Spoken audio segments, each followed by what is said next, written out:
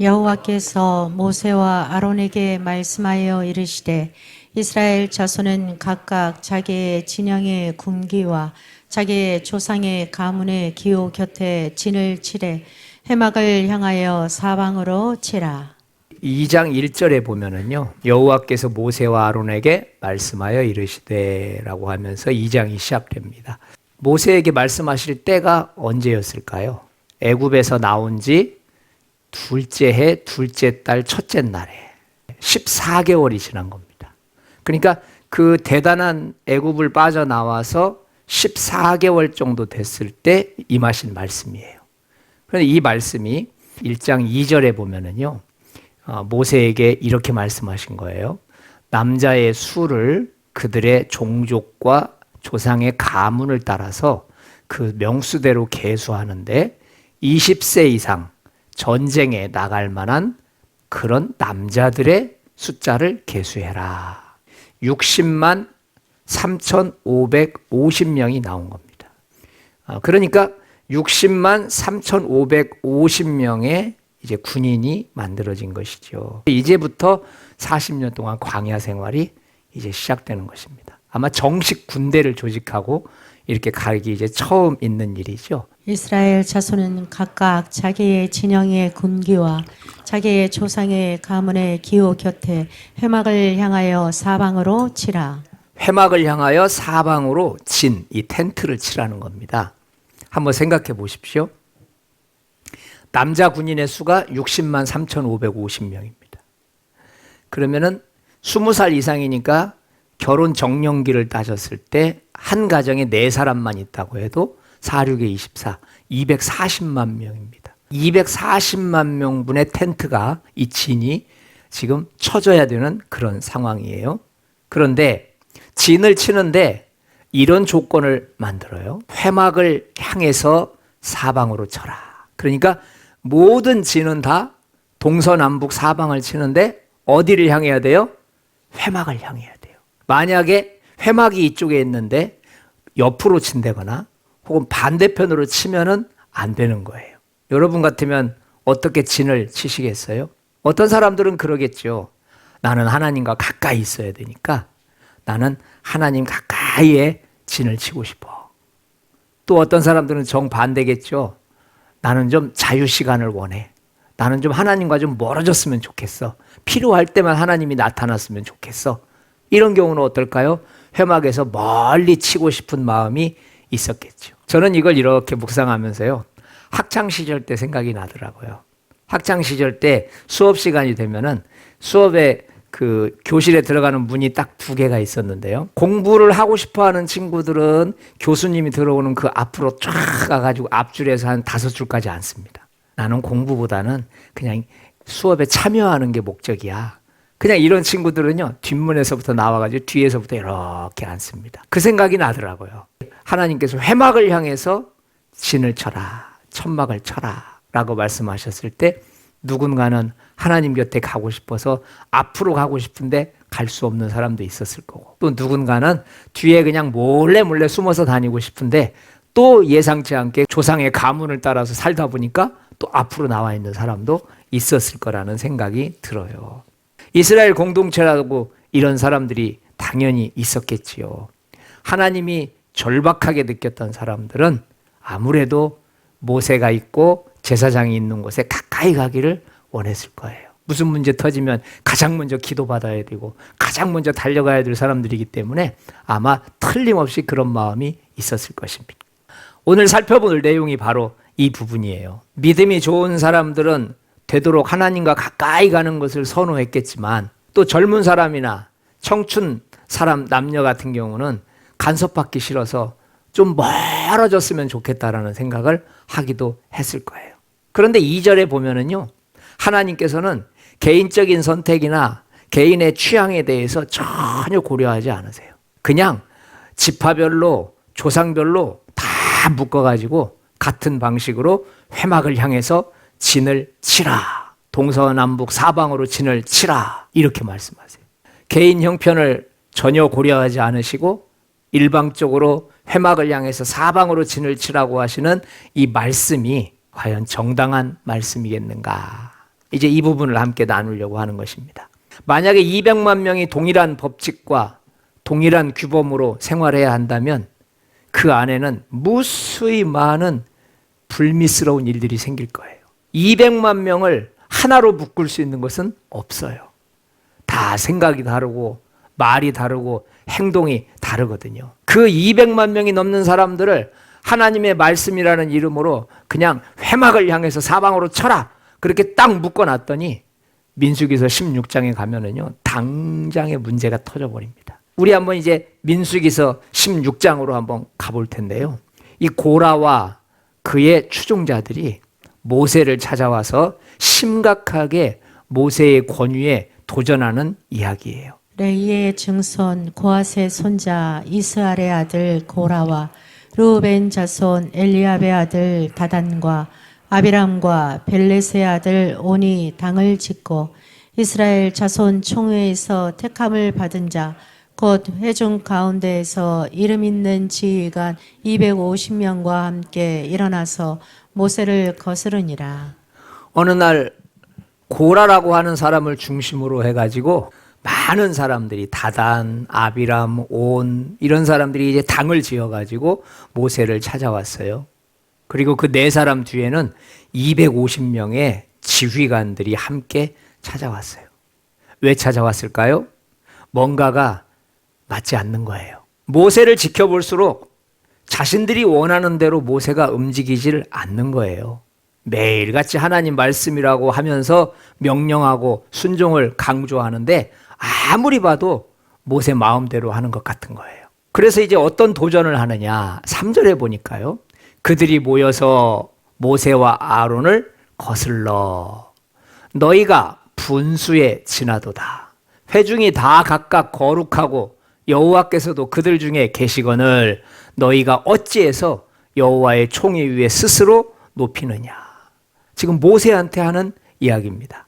보통 사람들 같으면 사실 모세한테 대들기 힘들거든요. 일반 평민들은 모세라고 하면 하늘 같은 존재입니다. 그냥 이름만 들어도 고개를 숙일 수밖에 없는 존재예요. 그런데 이 사람들이 모세를 거스르고 있어요. 2절 한번 보세요. 회중 가운데에서 이름 있는 지휘관 250명과 함께. 여러분, 유명한 사람들이에요. 배울 만큼 배웠고 알 만큼 아는 지휘관들, 지도자들이에요.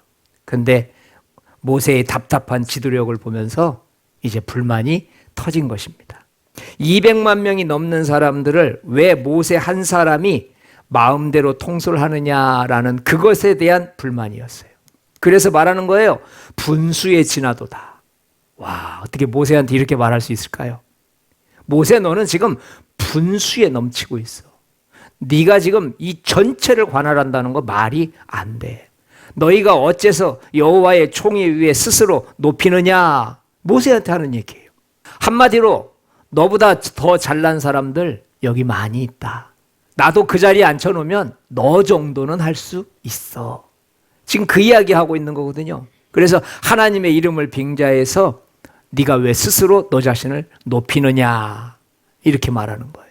자, 30절에 모세가 이렇게 기도해요. 만일 여호와께서 새 일을 행하사 땅이 입을 열어 이 사람들과 그들의 모든 소유물을 삼켜 산채로 스울에 빠지게 하시면, 하나님께서 만약에 새 일을 행하시면, 세상이 생기고 나서 한 번도 이런 일 없었다라고 하는 그 일을 너희들 앞에서 행하신다면 너희들이 하나님 앞에 얼마나 잘못된 것인 줄을 알게 될 것이다. 자, 어떻게 하셨을까요?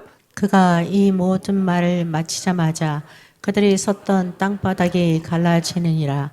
땅이 그 입을 열어 그들과 그들의 집과 고라에게 속한 모든 사람과 그들의 재물을 삼키매. 땅이 갑자기 쫙 벌어지더니 거기 있는 사람들을 삽시간에 죽여버렸어요. 모세의 이 기도로 모세는 완벽한 승리를 거뒀어요. 그런데 잠시 눈을 돌려서 모세의 기도로 한날 한시에 죽은 그 유가족들의 입장에서 한번 생각을 해보자는 거죠. 모세란 사람은 어떻게 비쳤을까요? 지금 죽은 고라는 레위 자손입니다. 나름대로 하나님 섬기는데 전문가입니다. 그런데 반대 의견 한번 냈다고 오늘 죽은 거예요. 다단, 아비람, 온은 어느 지파인지 아십니까? 루벤 지파입니다. 12지파 중에 가장 큰 형 바로 루벤의 후손들을 이야기해요. 이것뿐일까요? 이스라엘에서 인정받고 있는 250명의 지휘관들도 함께 있었어요. 이름 있는 지휘관 250명이라고 기록되어 있어요. 그러니까 이 사람들은 그 당시 굉장히 유명한 사람들이었어요. 탁월한 사람들이었어요. 이 사람들까지 다 합세해가지고 저항문서에 사인을 한 겁니다.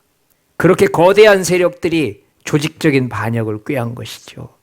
막강한 힘을 가진 상태였고 어떤 말이든지 할 수 있는 상황이었어요.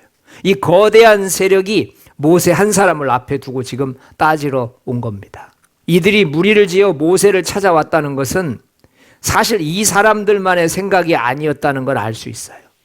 이들은 지금 백성들을 대표해서 모세에게 따끔한 한마디 충고를 하기 위해서 찾아온 거죠. 그런데 결과가 어떻게 됐죠? 이럴 수는 없는 거예요. 모세의 잘못을 지적했을 뿐인데 그냥 죽었어요. 고라에 속한 레위 지파는 지금 어떤 상황일까요? 가장 가까이서 하나님을 섬기는 레위 지파에 속한 사람이 죽은 거예요. 앞으로 고라의 후손이 태어난다면 이 치욕적인 순간을 어떻게 설명해 줘야 될까요? 또 루벤 지파는 어때요? 루벤 지파의 후손들에게는 이 사건을 또 어떻게 가르쳐 줬어야 됐겠어요? 그리고 250명이나 되는 그 사람들은 또 어때요? 이 사건 하나로 얼마나 많은 정신적이고 영적인 피해가 왔겠습니까? 이 고라의 반란 사건으로 인해서 이스라엘 공동체는 신뢰가 깨어지고 위계 질서가 무너져 버렸습니다. 그것뿐입니까? 이번에는 죽은 가족들의 입장도 한번 생각해 봐요. 과연 모세가 가르쳤던 하나님은 좋은 분입니다. 하나님은 선하신 분입니다. 이 말을 지금부터 믿을 수 있을까요? 내가 보는 앞에서 죽었고 내가 보는 앞에서 다 한날 한시에 봉변을 당했는데 과연 모세가 그때부터 가르치는 성경 교육이 그들에게 어떻게 비쳤을까요? 하나님은 더 이상 이들에게 자비로운 분은 아닐 거예요. 우리 지파에게 겁을 주고 또 우리에게 공포심을 주고 우리에게 두려움을 주는 하나님일 뿐입니다. 이제 우리는 이 일을 총괄하고 계신 하나님께 한번 시선을 돌려보려고 해요. 우선 모세의 기도 현장으로 한번 가보겠습니다.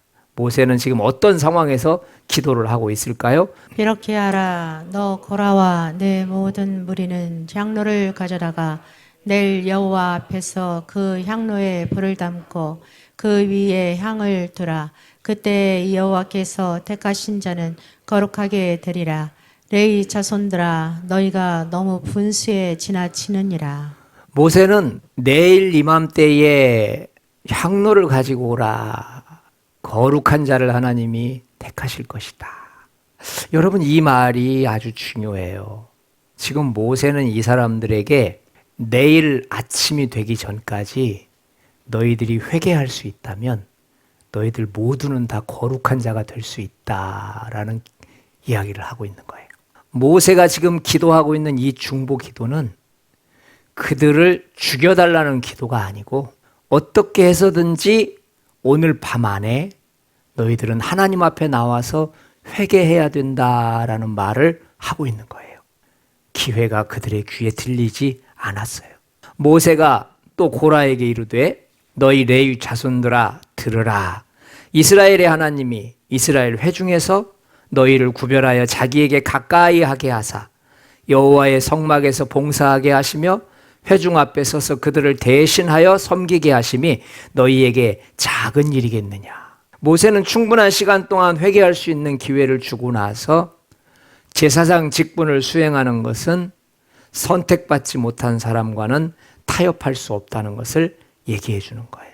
결국 그들의 생각은 1.1익도 바뀌지 않았습니다. 그들은 여전히 자신들의 말, 자신들의 그런 행동에 대해서 옳다고 고집하고 있어요. 그들은 자신을 바꿀 마음이 전혀 없었어요. 자, 그래서 이제 11절에 한번 보겠습니다. 이를 위하여 너와 너의 무리가 다 모여서 여호와를 거스르는도다. 아론이 어떠한 사람이기에 너희는 그를 원망하느냐. 모세의 기도가 응답된 것은 하나님이 모세를 사랑했기 때문이 아닙니다. 모세의 기도가 응답된 것은 모세의 기도가 하나님의 뜻이었기 때문에 응답된 것입니다. 하나님께서는 왜 회막을 향해서 사방으로 진을 치라고 하셨을까요? 우리 한번 2장 2절 한번 다시 한번 읽겠습니다. 각각 자기의 진영의 군기와 자기 조상의 가문의 기호 곁에 휘막을 향하여 사방으로 치라. 그러니까 하나님께서 휘막을 향하여 진을 치라고 하신 것은 만일 하나님의 백성이 회막을 향해서 진을 치지 않는다면 세상의 유혹에 빠질 것을 아셨기 때문입니다. 하나님께서는 고라와 그의 무리들을 죽이신 것은 그들이 옳지 못한 말, 옳지 못한 행동을 했기 때문에 죽이신 것이 아닙니다. 하나님께서 고라와 무리들을 죽이신 것은 그들이 모세를 통해서 회개할 기회가 충분히 있었는데도 불구하고 회개하지 않은 것에 대한 징벌이었습니다. 하나님께서는 결코 회개한 성도를 죽이시지 않는 분임을 믿으시기 바랍니다. 하나님께서는 우리의 의견이나 생각을 외면하시는 분이 아닙니다. 회막을 향해서 진을 치라고 하신 것은 우리들의 우선순위는 언제나 하나님 중심이어야 함을 가르쳐 주시기 위함입니다. 하나님께서는 회막을 향해서 진을 치라고 하심으로써 성도의 우선순위는 하나님 말씀이 중심이 되지 아니하면 문제가 된다는 것을 가르쳐 주시는 것입니다. 때로는 교회 안에 갇혀 있는 우리 모습을 보지요. 왜 저렇게 매일처럼 교회에서 살라고 할까? 왜 이렇게 매일처럼 우리는 하나님을 떠나지 못하게끔 이렇게 우리를 긁어맬까? 이렇게 살다가는 세상에서 바보 되는 거 아닌가? 이렇게 하다가는 하나님은 잘 알겠는데 세상에서는 아무것도 하지 못하는 그런 사람이 되는 것이 아닌가? 그러나 여러분, 하나님께서 우리에게 회막을 향하여 진을 치라, 교회 중심으로 살아라, 하나님 중심으로 살아라라고 말씀하시는 것은 저와 여러분들의 온전한 유익을 위해서 그렇게 하신다는 것을 믿으시기 바랍니다. 오늘 살펴본 고라와 그의 무리들처럼 사람 보기에는 옳은 것 같고 사람 보기에는 바른 것 같으나 하나님 보시기에는 잘못된 일들이 있답니다. 세상의 기준으로는 아무 문제도 되지 않습니다. 세상의 가치관으로 보면 별 문제 될 거 없습니다. 그런데 그렇게 살다가는 어느 한순간도 하나님을 기쁘시게 할 수 없습니다. 사랑하는 성도 여러분, 우리 안에도 고라와 다른 250명의 지휘관들과 같은 생각들이 있습니다. 하나님은 내 자유를 지나치게 억누르는 것 같아요. 너무 회막 중심, 교회 중심으로만 내 삶을 고정시켜 놓으려고 하는 것 같아요. 그렇게 하지 않아도 잘 믿을 것 같은데, 나를 그렇게 긁어매지 않아도 얼마든지 내가 밖에 나가서 죄짓지 않고 살 것 같은데, 그런데 하나님은 자꾸만 우리를 회막을 향해서 사방으로 진을 치라고 말씀하십니다. 우리 마음 깊은 곳에 우리는 자유를 원하고 우리는 무엇인가 내 뜻을 원합니다. 절제하는 것보다는 내 마음대로 하는 게 좋고요, 못하게 하는 것보다는 내가 하고 싶은 거 하는 게 훨씬 좋습니다. 하나님께서는 우리의 속사람이, 우리의 영혼이 하나님을 기뻐하고 즐거워하기 위한 사람으로 만들어가고 있다는 것을 믿으시기 바랍니다. 하나님께서 우리에게 회막을 중심으로 진을 치라고 하시는 이유는 그 회막을 중심으로 진을 치고 생활해 갈 때 바로 하늘의 복과 신령한 복이 우리에게 임하기 때문인 줄 믿습니다. 그러나 여러분, 성도는 하나님 중심의 삶을 살 때 만사 형통의 복이 임한다는 것을 믿으시기 바랍니다. 누구나 다 자기 의견이 있고 자기 하고 싶은 것이 있지만 하나님은 250만 명 전체를 향해서 말합니다. 너희들의 의견도 중요하지만 너희들이 가장 먼저 해야 될 일은 너희들의 집을 회막 중심으로 만들어라. 너희들의 생각도 중요하고 너희들의 계획도 중요하지만 가장 먼저 성도가 해야 될 일은 너희 가정의 방향을 동서사방 어디에 있든지 회막을 향해서 진을 치도록 하여라. 여러분과 저에게 회막 중심의 삶이 우리의 복이라는 것을 믿으시기 바랍니다. 하나님의 복은 세상의 복과 달라서 당장에 눈에 띄거나 갑자기 손에 잡히지는 않습니다. 그러나 하나님께서 주시는 복은 우리 영혼에 살을 찌고 우리 믿음을 성장시키는 그런 복이기 때문에 회막을 향해서 진을 칠 때, 하나님 중심의 삶으로 살 때 우리는 세상에서 무슨 일을 만나든지 승리하게 되고 하나님 방법으로 통과하게 된다는 것을 믿으시기 바랍니다. 가끔 이런 생각이 듭니다. 왜 이렇게 하나님 믿는 게 복잡할까? 왜 이렇게 부자연스러울까? 여러분, 바로 그 질문이 정답입니다. 우리는 지금 하나님 앞에 서기에 부자연스러운 상황인 겁니다. 왜 이렇게 답답할까? 왜 이렇게 하지 말라는 것이 왜 이렇게 많을까? 예, 그게 답입니다. 우리는 내 뜻대로 하는 것보다 하나님 뜻대로 나를 맡기는 것이 너무 답답하고 부자연스럽습니다. 그것이 여러분과 제가 하나님을 닮아가는데 얼마나 마이너스가 되고 실격 사유가 되는지 모릅니다.